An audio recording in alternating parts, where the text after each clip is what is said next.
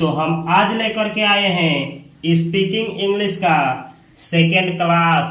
जैसे कि आप लोग कल सीखे थे कि कैसे छोटे छोटे सेंटेंसों से अंग्रेजी बोले, तो आज भी छोटे छोटे सेंटेंस लेकर के आए हैं, लेकिन आज का नेगेटिव सेंटेंस है।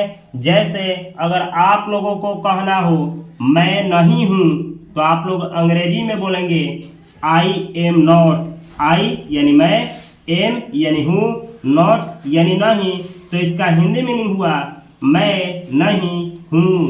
तो जब भी आपको कहना हो कि मैं नहीं हूँ, तो आप लोग अंग्रेजी में बोलेंगे I am not, I am not. इसी तरीके से अगर आप लोगों को कहना हो कि आप नहीं हैं या आप नहीं हो या तुम नहीं हो या तुम नहीं है, तो आप लोग अंग्रेजी में बोलेंगे you are not, you are not. You यानी आप, आर यानी हो, नॉट यानी नहीं, तो इसका हिंदी मीनिंग हुआ आप नहीं हो। तो जब भी आपको कहना हो कि आप नहीं हैं या आप नहीं हो, तो आप लोग बोलेंगे यू आर नॉट।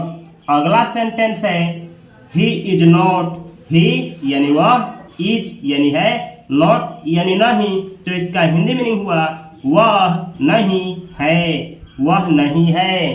तो जब भी आपको किसी से कहना हो कि वह नहीं है, तो आप लोग बोलेंगे ही इज नॉट।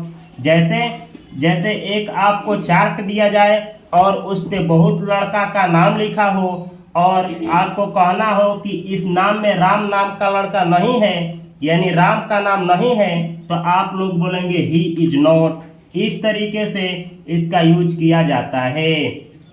अगला सेंटेंस है इसी तरीके से कोई लड़की हो और उसके बारे में कहना हो, यानी कोई फीमेल हो और उसके बारे में कहना हो कि वह नहीं है, तो आप लोग अंग्रेजी में बोलेंगे C is not, C is not. She यानी वह, इज यानी है, नॉट यानी नहीं, तो इसका हिंदी मीनिंग हुआ वह नहीं है।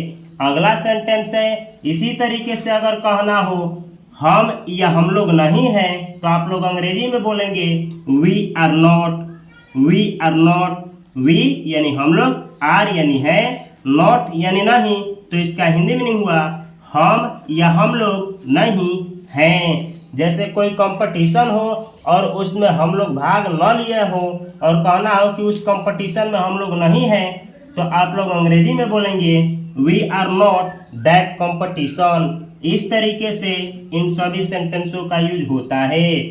आगे लिखा गया है दे आर नॉट। दे यानी वे लोग, आर यानी है, नॉट यानी नहीं, तो इसका हिंदी मीनिंग हुआ वे लोग नहीं है। तो जब भी आपको कहना हो कि वे या वे लोग नहीं हैं, तो आप लोग अंग्रेजी में बोलेंगे they are not, they are not. अगला सेंटेंस है जैसे यह मार्कर है, अगर हमको कहना हो कि यह मार्कर नहीं है, तो हम लोग बोलेंगे this is not a marker. इस तरीके से इसका यूज होता है। तो अगर कहना हो कि यह नहीं है, तो आप लोग अंग्रेजी में बोलेंगे this is not, this is not. This यानी यह, इज यानी है, नॉट यानी नहीं, तो इसका हिंदी मीनिंग हुआ यह नहीं है। जैसे कि यह मार्कर है और कोई कहे कि यह कलम नहीं है, तो आप लोग बोलेंगे this is not a pen. इस तरीके से इसका यूज होता है। आगे लिखा गया है दैट इज नॉट। दैट यानी वह, इज यानी है, नॉट यानी नहीं, तो इसका हिंदी मीनिंग हुआ वह नहीं है, यानी वह नहीं है। जब भी किसी निर्जीव वस्तु के बारे में जो सिंगल हो और उसकी तरफ इंडिकेट करके कहना हो कि वह नहीं है, तो आप लोग अंग्रेजी में बोलेंगे that is not, that is not. जैसे हमको कहना हो इस मार्कर की तरफ इशारा करके कि यह कलम नहीं है, वह कलम नहीं है, तो हम अंग्रेजी में बोलेंगे that is not a pen. इस तरीके से इसका यूज होता है। आगे लिखा गया है एट इज नॉट। इसको ईट नहीं, एट पढ़ा जाता है। एट जैसे कि यहाँ पे लिख रहे हैं, इसको एट पढ़ा जाता है। एट का मतलब होता है यह, एट इज नॉट का मतलब होता है एट यानी यह, इज यानी है, नॉट यानी नहीं, तो इसका हिंदी मीनिंग हुआ यह नहीं है। तो जब भी आपको कहना हो कि यह नहीं है, तो आप बोलेंगे इट इज नॉट या फिर बोलेंगे दिस इज नॉट। अगला सेंटेंस है, अगर आपको कहना हो कि नहीं है तो आप लोग अंग्रेजी में बोलेंगे there is not. There is not का हिंदी मीनिंग होता है नहीं है।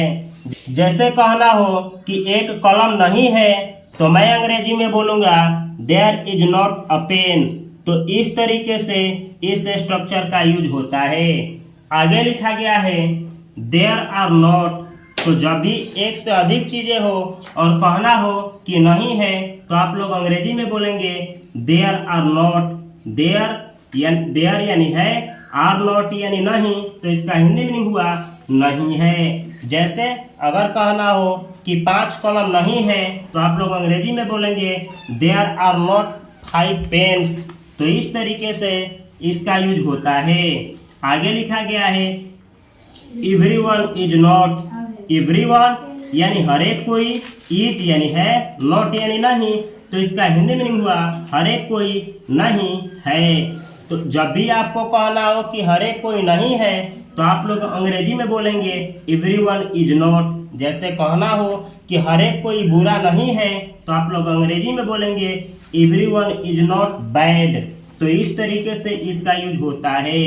या फिर इसी को ऐसे भी आप बोल सकते हैं everybody is not. Everybody is not का भी हिंदी मीनिंग होता है हर एक कोई नहीं है। जैसे अगर आपको कहना हो कि हर एक कोई अच्छा नहीं है तो आप लोग बोल सकते हैं एवरीबॉडी इज नॉट गुड। तो इस तरीके से एवरीवन या एवरीबॉडी का यूज हर एक कोई के अर्थ में किया जाता है। अगला है no one is. No one यानी कोई नहीं, इज यानी है, तो इसका हिंदी मीनिंग हुआ कि कोई नहीं है। तो जब भी आपको कहना हो कि कोई नहीं है तो आप लोग अंग्रेजी में बोलेंगे no one is. No one is का हिंदी मीनिंग होता है कोई नहीं है। आगे दिया गया है नो बडी इज। तो नो बडी इज का भी अर्थ होता है कोई नहीं है। जैसे कहना हो कि यहाँ कोई नहीं है तो आप लोग अंग्रेजी में बोलेंगे नो वन इज हियर या फिर नो बडी इज हियर। तो इस तरीके से नो वन इज या नो बडी इज का उपयोग किया जाता है सेंटेंस में। आगे लिखा गया है one of you is not. One of you is not. One of you यानी आप लोगों में से कोई एक, इज नॉट यानी नहीं है। जैसे आप लोगों की संख्या 10 हो या 20 हो या फिर एक से अधिक हो और कहना हो कि आप लोगों में से कोई एक जो है वह बुरा नहीं है, तो इस तरीके से आप लोग अंग्रेजी में बोलेंगे one of you is not bad. अगर कहना हो कि आप लोगों में से कोई एक अच्छा नहीं है तो आप लोग बोलेंगे one of you is not good. तो इस तरीके से one of you is not का प्रयोग किया जाता है। आगे लिखा गया है one of them is not. तो जब भी कहना हो कि उन लोगों में से कोई एक जो है वह अच्छा है या बुरा है तो इस स्ट्रक्चर का यूज होता है। जैसे हमें कहना हो कि उन लोगों में से एक नहीं है तो आप लोग बोलेंगे one of them is not. One of them is not. One of का मतलब होता है इसमें से कोई एक, देम का अर्थ होता है उन लोगों में से, तो उन लोगों में से एक।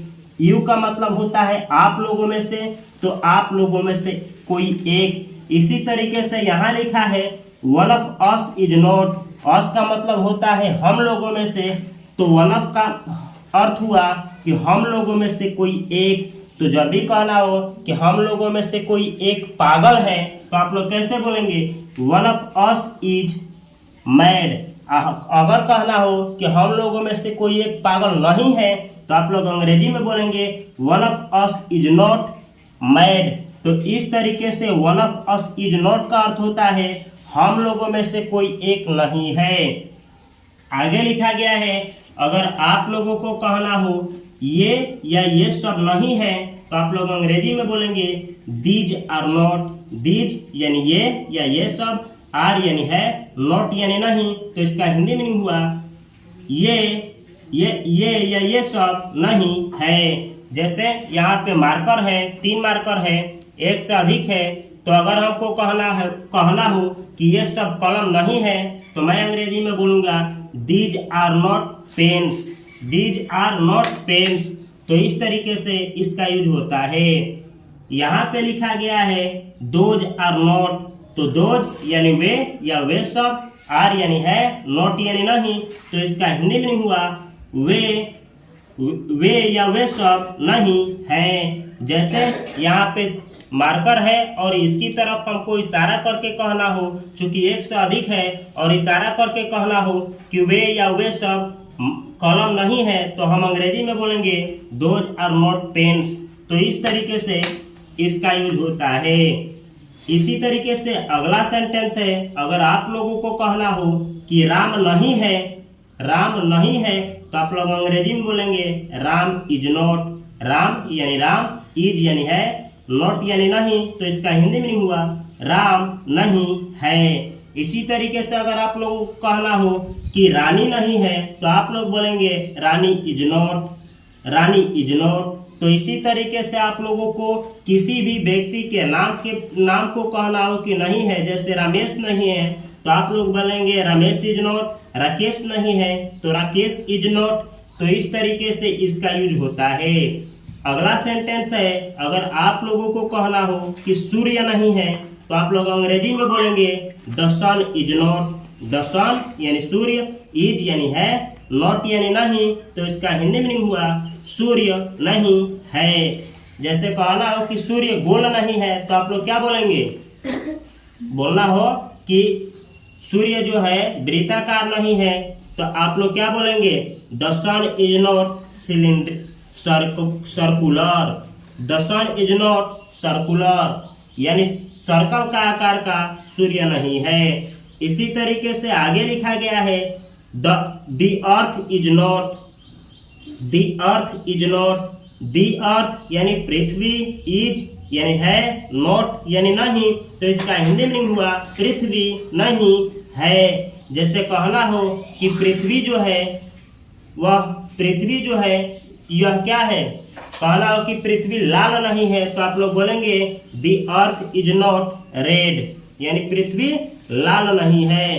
तो कल की क्लास में आप लोग सीखे थे कि कैसे नॉट यानी इनमें से सभी सेंटेंसों में से नॉट हटा दिया जाए, तो किस तरीके से इन सभी सेंटेंसों का यूज होता है।